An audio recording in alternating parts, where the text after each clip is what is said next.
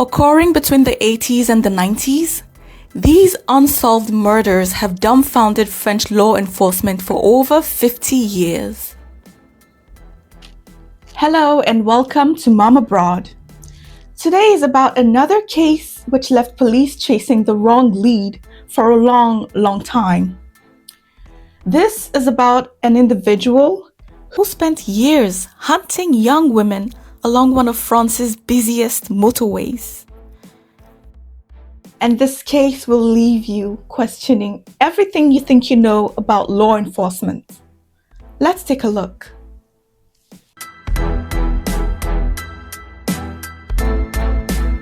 Disappearing without leaving behind a name, a face, or a definitive pattern. Between 1987 and 1994, multiple young women vanished along the A6 motorway corridor between Paris and Lyon. Some bodies were eventually discovered. Others were never found at all. Investigators suspected that at least some of these disappearances were connected. But despite years of investigation, no one was ever charged. And somewhere along hundreds of kilometers of highway, the truth may still remain buried. This is the story of Les Disparues de l'A6, one of France's most disturbing unsolved disappearance cases. A case involving missing women, isolated roads, fragmented investigations, and the terrifying possibility that a serial predator operated for years without ever being identified. The A6 motorway stretches between Paris and Lyon, cutting across central France. During the 1980s and early 1990s, it was one of the country's busiest transportation routes. Long-distance truck drivers, travelers, students, hitchhikers, seasonal workers, thousands of people moved along the corridor every day. And for investigators, that created a nightmare. Because when people disappear along a major motorway, evidence scatters quickly.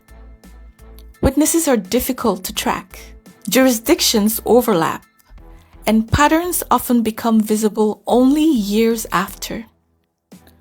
Beginning in the late 1980s, young women started disappearing along or near the A6 corridor. Some were last seen hitchhiking, others were traveling alone. Several vanished while moving between towns connected by motorway. In some cases, bodies were later discovered in remote areas near roads, forests, or embankments. In other cases, there was simply nothing. No body, no confirmed suspects, and no explanation whatsoever. At first, these disappearances were investigated separately. Different regions, different police units, different timelines. But over time, investigators began noticing disturbing similarities. Most of the victims were young women. Several disappeared near major transit routes connecting the A6. And many vanished under circumstances suggesting vulnerability and isolation. French investigators eventually began considering the possibility that a serial offender may have been operating along the corridor. The theory was deeply unsettling. A predator using France's motorway system almost like a camouflage, moving constantly, crossing jurisdictions, and leaving investigators struggling to connect cases in real time. But proving that theory was another matter entirely. Because many of the disappearances lacked definitive forensic links. Some victims were found years later, and others were never recovered at all. One of the greatest obstacles in the investigation was fragmentation. During that period, information sharing between jurisdictions was far more limited than it is today. Cases were often handled locally, and disappearances that occurred hundreds of kilometers apart were not always immediately viewed as connected. By the time investigators began seriously examining the possibility of a broader pattern, years had already passed. Memories had faded, evidence had deteriorated, and witnesses had disappeared. And if a serial killer had truly been operating along the A6, he may already have stopped. To this day, French investigators have never conclusively confirmed that all the disappearances were committed by the same individual. But many investigators and journalists believe that at least some of the cases were likely connected. The motorway itself became central to the theory. A place where anonymity was easy. A place where vulnerable travelers could vanish quickly. And a place where a predator could potentially move unnoticed through multiple regions without attracting immediate suspicion. The idea transformed the A6 into something deeply unsettling in the French public imagination. Not just a road, but a hunting ground.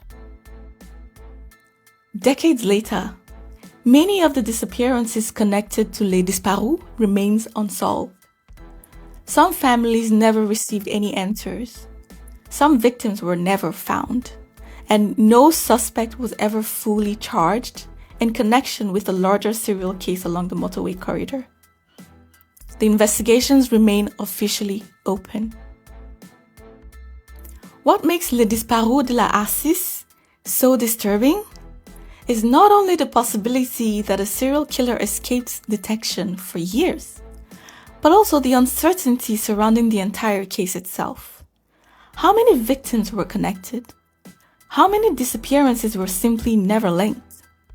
And if someone truly used the A6 motorway as a killing corridor, did they ever stop? Or did they simply disappear back into the traffic like everyone else? Thank you for listening to today's episode. If you care about stories like this, don't forget to subscribe so that you can see the next one. Until next time, my name is Queen, and this has been Mom Abroad. Thank you.